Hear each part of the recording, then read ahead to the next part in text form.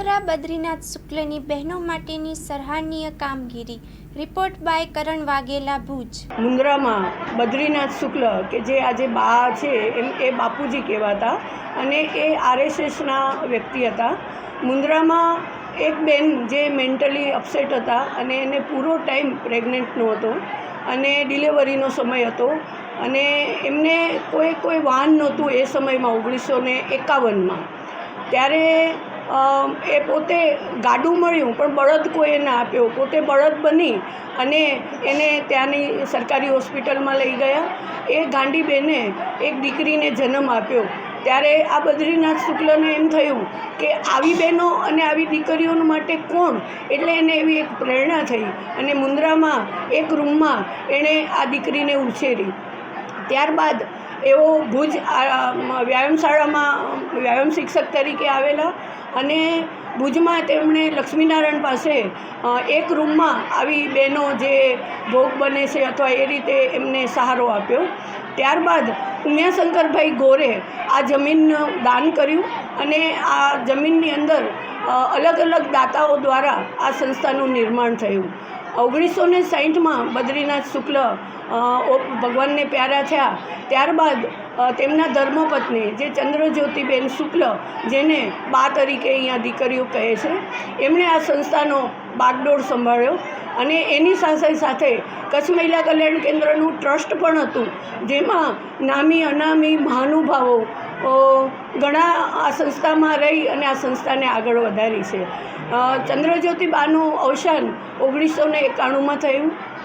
ત્યારબાદ તેમને દર સાલે અમે શ્રદ્ધાંજલિ રૂપે દીકરીઓને બોલાવી અને એને શ્રદ્ધાંજલિ આપીએ છીએ, પણ છેલ્લા 8-10 વર્ષથી એનું જરાક પાસું અમે બદલાવી અને પંચોલીબેન હતા ત્યારથી થોડોક ફેરફાર કરી અને આ દીકરીઓ આ પિયરે આવે છે એટલે એને એમ થવું જોઈએ કે અમને અહીંયાથી કાંક અમને ફૂલની અમે ફૂલની પાંખડી આપવા માટેની કોશિશ કરી છે। ત્યારબાદ ભાનુબેન અને છેલ્લા 9 વર્ષથી કમળાબેનના અંડરમાં અમે આ બધી દીકરીઓને ફૂલ અને ફૂલની પાંખડી અમે એ બધો આપવા એને પ્રયત્ન કરીએ છીએ। જમાઈઓ છોકરા સહિત સંસ્થા દ્વારા જે પણ કાંઈ અમારી રીતે થતું હોય ટ્રસ્ટ દ્વારા અમે એને આપીએ છીએ। અને ખાસ આજે કહેવું જ પડે મારે કે આજના જમણવારના દાતા સંસ્થાની દીકરી પ્રેમિલાબેન અજીતભાઈ બજારિયા, હાલે મુંબઈ, એમના તરફથી આજે જમણવાર છે અને બાનો જે સ્ટેચ્યુ જે આપણે જેને શ્રદ્ધાંજલિ આપી, જેને ફુલાર કર્યો, એ પણ આ દીકરીએ જ એમને સ્થાપન કરેલું ને એમનો ખર્ચ એમણે ઉઠ્યો હતો અને આજે અમે બાની 33મી પુણ્યતિથિ ઉજવી રહ્યા છીએ। બેન, વાત કરીએ તો એક દીકરીથી શરૂઆત થઈ અને અત્યારે કેટલી દીકરીઓ અહીંયા આશરો લીધો હશે, નાનીથી મોટી થઈ હશે અને પોતાના સાસરે ગઈ હશે, તો અંદાજિત અત્યારે કેટલી દીકરીઓ અહીંયા રહે છે?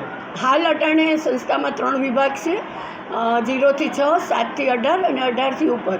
એમાં અટાણે હાલ 54 દીકરા તો 0 થી 6 વર્ષના જ 2 દીકરા છે, બાકી બધી દીકરીઓ સંસ્થામાં અટાણે હાલ નિવાસ કરે છે।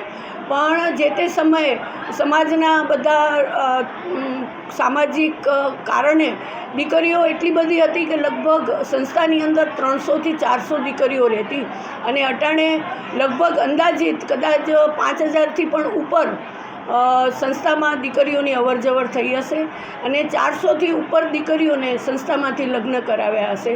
કચ્છની બધી દીકરીઓ જે આવી શકી છે એ બધી આવી છે, સુરત પણથી દીકરીઓ આવી છે, પણ અમુક કારણસર કોઈ દીકરીઓ ના આવી શકે તો જેટલી દીકરીઓ આવી છે એને અમે અમારા રીતે એમનું અમે સ્વાગત કરીએ છીએ। ક્યાં હોગી એટલે એ આપણે જોઈ નથી, ભગવાનને નથી જોયા, પણ અમે બાને જોયા છે કે બાએ દીકરીઓ માટે શું કર્યું છે અને એમનું જે અહીંયાનું જે યોગદાન છે અને આજે ગેગુર વડલો એમણે રોપેલું બીજ આજે ગેગુર વડલો બન્યો છે, ત્યારે એ વડલાની અંદર એમની જે પાંદડીઓ છે એ પાંદડીઓ અત્યારે તમે બહાર જોઈ શકશો કે કિલકિલાટ કરતી બધી પાંદડીઓ ખીલેલી, હસતી રમતી, બધાને આનંદ કરતી જોઈ શકશો। એટલે એ આજે અમારો અમે જે પૂરી ટીમ છે આ કામ સંભાળી રહ્યા છીએ એનું આ જ મોટું શ્રેય છે કે અમે અમારી દીકરીઓને હસતી પૂરતી જોઈએ। જી મેડમ, વાત કરીએ તો અંદાજિત કેટલા પરિવારના લોકો આવ્યા હશે, કેટલી સંખ્યા છે અને શું છે માહોલ?